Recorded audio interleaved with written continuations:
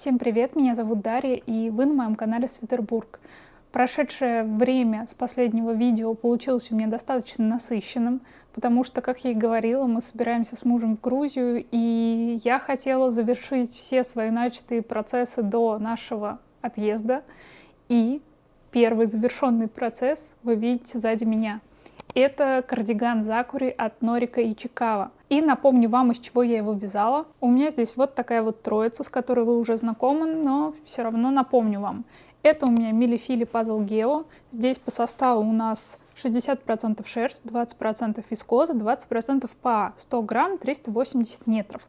И по расходу мне получилось 312 грамм вот этой пряжи. Следующий артикул у нас Zegna Barufa Super Soft. Это 100% меринос, 650 метров на 100 грамм. И расход у нее 158 грамм. И последний артикул, который участвовал вот в этом, это у нас Печи Филати Feel Green. 60% альпака, 10% меринос, 30% ПА, 1000 метров на 100 грамм. И ее у меня ушло 111 грамм. И общий расход вот этого всего в сумме у меня вышел 581 грамм. Достаточно тяжеленький получился кардиган, но, собственно, я этого и хотела. Это получилась такая теплая, уютная, мягкая кофта, которую приятно надеть куда-нибудь на прогулку в лес или еще куда-нибудь. И, собственно, она справляется со своими функциями. Я ее уже опробовала, но потом я уже расскажу об этом подробнее. Собственно, по поводу самой конструкции. Я, наверное, буду вам еще прикреплять фотографии по ходу рассказа, как обычно. В общем, конструкция самого кардигана. Он вяжется, начиная с формирования горловины, вывязывается реглан до подрезов, делится это все на тело и рукава, вывязывается сначала тело, подбираются петли на подрезы, вывязывается тело, резинка 3 на 1, просто без убавок, и вывязывается 6 рядов лицевой глади, чтобы формировался вот этот вот рулик. И параллельно с этим всем вывязываются сразу планочки на пуговицы, но без отверстий, как я уже и говорила. Следующее. Вяжется рукава. Рукава с равномерными убавками. В конце рукава именно лицевой глади у нас есть еще один завершающий ряд с убавками, где такое хорошее количество убавок.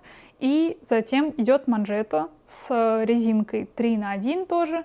И 4 ряда лицевой глади, чтобы сформировать этот рулик. У меня, если честно, возникли некоторые проблемы на этапе вывязывания этих манжет, потому что если делать убавки, как указано в описании, у меня манжета получалась очень широкая, и ее было бы просто некомфортно носить. В связи с этим я изменила убавки и сделала их гораздо больше. И в итоге у меня получилась манжета очень узкой. Мне пришлось это опять все распускать. И в итоге получился вот этот третий финальный вариант, который уже был мне комфортный по посадке. И затем уже делается обработка горловины с вывязыванием сразу там отверстия для пуговицы. И уже создание петлиц на протяжении всего тела кардигана. Петлицы, как я уже говорила, они делаются уже на связанном кардигане. Раздвигаются петли, обметывается это отверстие, и уже туда проходит пуговица. Не скажу, что этот вариант мне прям уж очень понравился. Хотелось бы, конечно, что-то более аккуратное, но в принципе я довольна результатом, и все получилось достаточно хорошо. С пуговицами тоже я немного пострадала. Оказалось, что очень сложно найти пуговицы, которые бы мне прям нравились. И в итоге от пуговиц, которые я показывала в предыдущем видео, я отказалась. Это были хлопковые пуговицы. В предыдущем видео я сказала, что они бумажные, и на монтаже я это даже не заметила. Зато потом уже пришло осознание, что как же так, они же хлопковые. Ну, в общем, от тех пуговиц я отказалась и решила, что буду использовать вот такой вот вариант. Это черные матовые пуговицы с такими небольшими... Они как будто бы с вкраплениями, как вот знаете, эпоксидка, она с такими переливами, и вот там есть прозрачные, в общем, переливы. Смотрится достаточно хорошо, и мне понравилось, как это выглядит на кардигане. Собственно, покажу вам его немножечко в кадре. Вот такой вот он у меня получился. я считаю, что выглядит достаточно хорошо. И по поводу отверстий под пуговицы. Вот здесь вот отверстие, которое вывязывалось сразу на полотне, а вот это вот отверстие, оно уже обметывалось на готовом изделии. В принципе, пуговица проходит, и не скажу, что это прям как-то неудобно. Кардиган я убираю. Что я еще хотела сказать по поводу него? Сам кардиган получился мягкий, приятный, не колючий, очень теплый. Мне понравилось это изделие. Но есть небольшой минус, который связан с использованием альпаки. И она потрясающе распушилась. И я не скажу, что в процессе вязания она как-то сильно летела или еще что-то линяла. Да, на мне были, конечно, какие-то волоски, потому что у меня домашняя футболка черная, но, тем не менее, это не столь критично. Но вот, когда я его постирала, это изделие, она очень распушилась. Это, конечно, и плюс. Но одновременно с этим она настолько пушистая, что это стало минусом. У меня все в этой шерсти. Я вот смотрю сейчас туда и снова увидела небольшой клочок шерсти, и я живу как будто в кошкином доме. Это что-то невероятное, животных у меня нет, но эффект как будто они у меня есть. Барабан стиральной машины был тоже весь в шерсти, и когда я хотела сфотографировать вам кардиган, я сначала надела белую футболку, посмотрела, думаю, нет, что-то мне не нравится, как смотрится с белой, надену-ка я с черной. Черной футболке просто пришел конец. И спасибо, что есть липкие ролики, которые убирают шерсть. В общем, они спасение. Я думаю, что со временем излишняя пушистость, она уйдет, и кардиган будет комфортный в носке, поэтому не могу это сказать, что это прям минус, но, тем не менее, стоит заметить. По поводу самого описания. Описание мне очень понравилось, мое мнение никак не изменилось, оно было понятным, подробным, никаких вопросов у меня не возникало. Единственный вот момент с пуговицами, вернее, с петлицами для пуговиц, но я не скажу, что это как-то критично. В принципе, это даже и проще, не надо особо заморачиваться, поэтому описание мне очень понравилось и могу вам его рекомендовать. Ссылки на все, что я буду говорить, как всегда, будут в описании. Поэтому перейдем к следующему. И следующий у нас готовая работа, но готовая наполовину. Это чудесный пастуший носок, который я закончила, и я им так довольна, так ему рада. Он просто невероятный, чудесный, прекрасный, и у меня только восторг вызывает этот носок. Он получился чудесный, превзошел все мои ожидания. Я не думала, что я смогу, и что получится то, что можно будет носить. Но, тем не менее, это вышло так. Это просто гениальная какая-то конструкция, которая меня поразила и покорила. Поскольку носки эти вы видите все-таки последний раз в кадре, я вам все-таки и напомню то, что я говорила про них, и немного дополню свой отзыв. Собственно, вяжутся эти носки с пятки. 3 секции с этой стороны, 3 секции с этой стороны узора. Средние секции, они сшиваются между собой трикотажным швом. Остаются по 2 секции на паголинок и 2 секции на стопу. И, собственно, вяжутся они. Особенностью является то, что здесь нельзя выбрать, какой мысок ты хочешь. То есть я хотела сделать обычное ленточное закрытие, потому что мне оно удобное и привычное. Мне нравится, как это выглядит. Здесь же в описании что-то вроде мыска звездочки, я так полагаю. И я изначально не хотела соглашаться на это и наивно полагала, что все-таки ленточное закрытие сюда можно впихнуть, но моя шалость не удалась. И, собственно, мне пришлось прибегнуть к варианту из описания. А все почему? Потому что если вы вот так вот посмотрите на носок, то он немного скошенный. То есть идет по диагонали, и, собственно, мысок, он был такой же, тоже по диагонали, и никак бы здесь нельзя было сделать ленточное закрытие, потому что он закручивался, этот носок, мысок. И мне это, разумеется, не понравилось, и я решила, ладно, попробую сделать так, как написано в описании, и, на удивление, мне это понравилось. Выглядит достаточно аккуратно. Там есть, на самом деле, 2 варианта мыска, который идет с более плавными убавками и который с более резкими, так скажем. И вот который с более плавными мне понравился больше, я его сразу, собственно, и выбрала. Как-то он более аккуратно и анатомично выглядит и полностью удовлетворяет мои эстетические запросы, так скажем. Здесь просто резинка 2х2. И еще забыла сказать, что вязала я полотно, где нет жаккарда, я вязала на спицах 2 мм, где жаккард 2,5. И на удивление, я говорила то, что есть какие-то дырочки и что-то там еще. Нет, все закрылось, все нормально, все отлично. Еще я хотела сказать по поводу пряжи. Когда я покупала, я решила, что удобнее взять мотки по 50 грамм, и мне как раз хватит. Просто 4 цвета по 50 грамм. Но оказалось, что я неверно мыслила. Я исходила из того, что у меня обычно носок весит около 60-70 грамм. И здесь-то вон сколько на травку и овечки уходит, и я подумала, 50 грамм мне точно хватит. Если что, сделаю покороче паголенок. В итоге я поняла, что это был бы очень-очень-очень короткий паголенок, чтобы у меня хватило 2 мотка, и мне пришлось докупать еще один моток. Напомню я, что вязала из пряжи Лэнг, и у меня была вот такая вот подборочка цветов.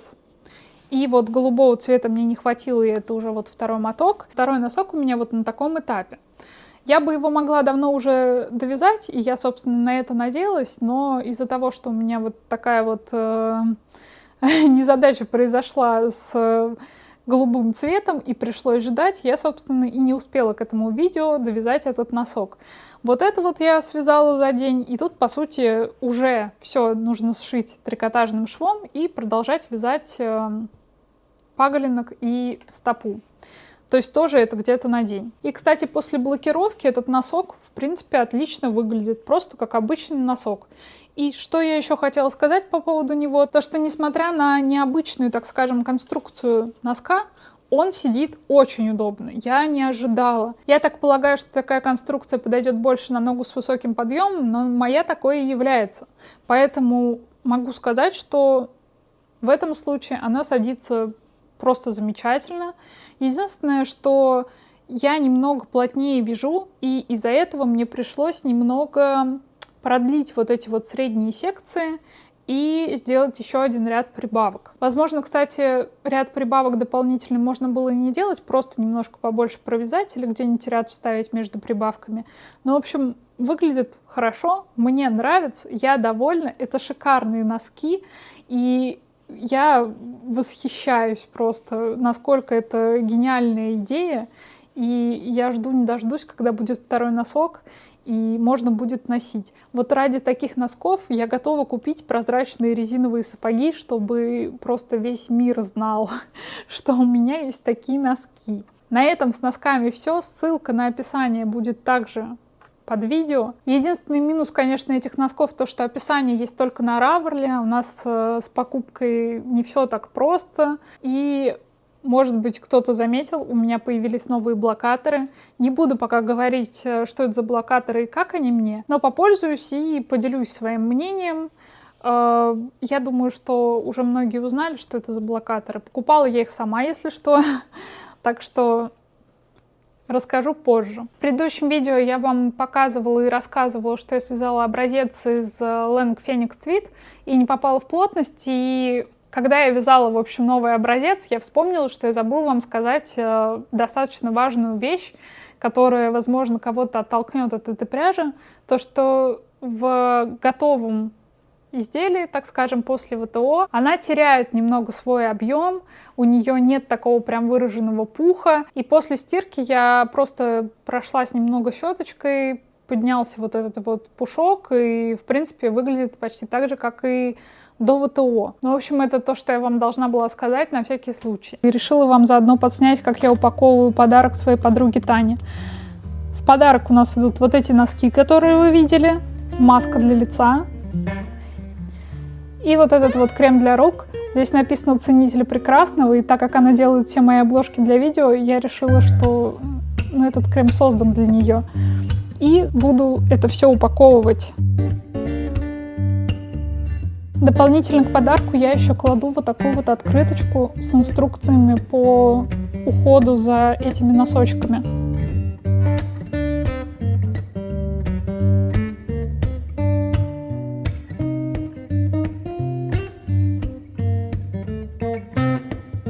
А еще на память я прикладываю вот такую открытку на обратной стороне пожелания, поэтому не буду ее переворачивать, но эта открытка покорила меня, и я решила, что нужно срочно подарить ей. И эта открытка у меня уже лежит, наверное, месяца 3 и ждет своего момента.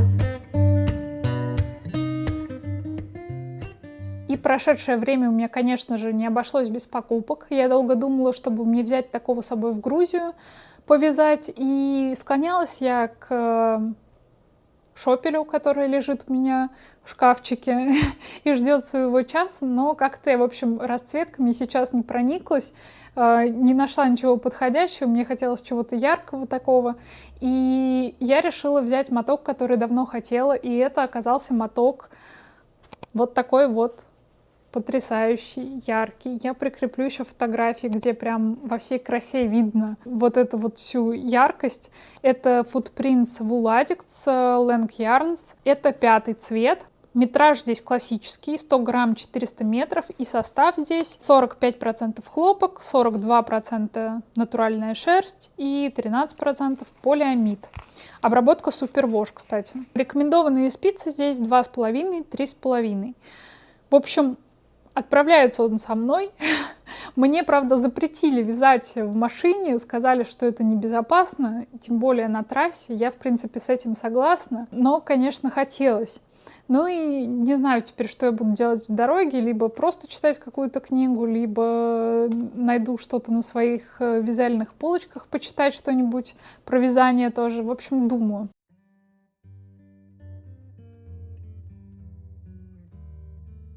Еще я, когда заказывала себе второй моток на пастушьи носки, я смотрела и на Озоне, и на сайтах. В итоге выходила быстрее и дешевле с сайта.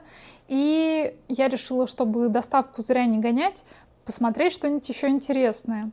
И я никогда не вязала из 6-нитки и 8-нитки, и решила, что хочется вот чего-нибудь такого попробовать, чтобы испытать вот эту вот быстроту вязания носков. Ну и, в общем, мой выбор остановился вот на вот этом моточке. Он тоже достаточно такой красивый. Расцветка у меня почему-то ассоциации с ранней осенью вызывает, как будто тут и какая-то вишня, и какая-то вот уже пожелтевшая трава, и что-то еще. Ну, в общем, интересная расцветка. И это концепт by Кати, и надеюсь, что это читается как миска. Но, возможно, это не так. Извините. Цвет это 102. По составу здесь все классически. 75% шерсть в обработке супервош, 25% полиамид, метраж 150 грамм, 400 метров. И, собственно, этот моточек, я уже думаю, после приезда из Грузии буду вязать. Возможно, возьму его с собой, не знаю. Я еще думаю, что нужно брать, что не нужно. Планы у меня наполеоновские, но когда это все воплощать, я не знаю. Поэтому посмотрим. Интересно, как это будет выкладываться. Я видела раскладку, но я ее уже забыла. Но считаю, что это к лучшему. Не надо это помнить. Подгадывать тут секции какие-то, я думаю, будет невозможно, поэтому посмотрим. Меня все еще не оставляют в покое полочки, которые вы видите сзади меня. Я все еще стараюсь там что-то модернизировать, сделать как-то лучше, какую-то перестановку поудобнее сделать, систематизировать. И, в общем, не нахожу себе покоя. И, может быть, там видно, надеюсь, что да. В общем, там есть корзинка от Кати с канала Not Free, и в ней лежат неразъемные спицы. И меня немного раздражают вот эти пакетики, в которых хранятся спицы, и я все хотела от них избавиться, от этих пакетиков в плане. И искала подходящий органайзер, но мне что-то как-то не особо что нравилось, и вот не так давно я наткнулась в каком-то видео на YouTube, я не помню у кого, честное слово. Я наткнулась на органайзер для спиц и решила тоже попробовать. Долго я не могла определиться с цветом, который мне сюда подойдет. То ли черный, то ли зеленый, то ли еще какой-нибудь. И, в общем, я думала и заказала. Пришло это вот в таком вот виде. Сам органайзер выглядит следующим образом. Он был упакован в мягкую пленку. Я уже его, конечно, немного посмотрела. В общем, здесь есть вот такой вот кармашек для лесок. Единственный вопрос у меня к этому кармашку, что его достаточно тяжело открывать и очень тяжело закрывать. То есть мне прям приходится делать такое прям усилие. и все равно не получается. Ну, в общем, сейчас получилось. Тут карабин, который крепится, собственно, внутри органайзера. И, собственно, вот так вот выглядит сам органайзер. Здесь у нас можно чулочные спицы положить, здесь круговые. И органайзер выполнен вообще хорошо. То есть я не вижу никаких там неровных строчек или еще чего-то. Все ровно, аккуратно, никаких вообще вопросов. Единственное, что вот здесь вот какая-то ниточка небольшая торчит, но это не проблема. Еще я не знаю, я не так много сталкивалась с крафтом, так скажем, только вот с Катиными творениями. И у нее матовый, но при этом гладкий материал крафта, а этот, он как будто бы такой мохнатый. И мне вот интересно, вот эта мохнатость, она будет как-то влиять на продолжительность эксплуатации этого органайзера? Потому что ощущение, что как будто бы он должен быстрее износиться. Не знаю, возможно, я ошибаюсь, скорее всего, потому что я в этом не понимаю. Но так пока что мне нравится. Упакую все, попользуюсь, потом расскажу вам, как и что. В общем, ссылочка на него будет в описании под видео. У нас на улице идут ремонтные работы, но я быстренько вам покажу, что я все-таки сложила в этот органайзер. С этой стороны я сложила все свои неразъемные спицы Чаагу. Здесь у меня в основном носочные размеры 2, 2,25, 2,5 и еще здесь у меня 3 и 3,5 спицы лежат. С этой стороны я сложила свои спицы Трио от Ади, кубические. И вот эти вот, это китайский вариант спиц Трио. Я хотела просто попробовать, насколько мне понравится этот вариант. И вот здесь у меня лежит крючок-малышка, мой самый любимый, который у меня со школы. Я им заправляю кончики и, собственно, очень боюсь его потерять. И вот в этот кармашек я сложила пока что всякие таблички для вязания носков, просто чтобы они хранились где-то вместе все дружно. И пока что с этим органайзером все. Единственное, что еще хотела отметить, то что он достаточно такой мягкий, и я побоялась убирать туда свои деревянные спицы, которые у меня есть, потому что мало ли что, сломаются, будет обидно, поэтому они пока что так и будут у меня лежать в мешочке от Кати. И на этом я буду заканчивать свое видео. Спасибо большое, что посмотрели его. И следующее видео в связи с моей поездкой в Грузию немножечко задержится, скорее всего, поэтому подписывайтесь на мой телеграм-канал, там я всегда на месте. И спасибо вам еще раз за просмотр, ставьте лайки, оставляйте комментарии, подписывайтесь на канал. И до встречи в следующих видео. Пока-пока!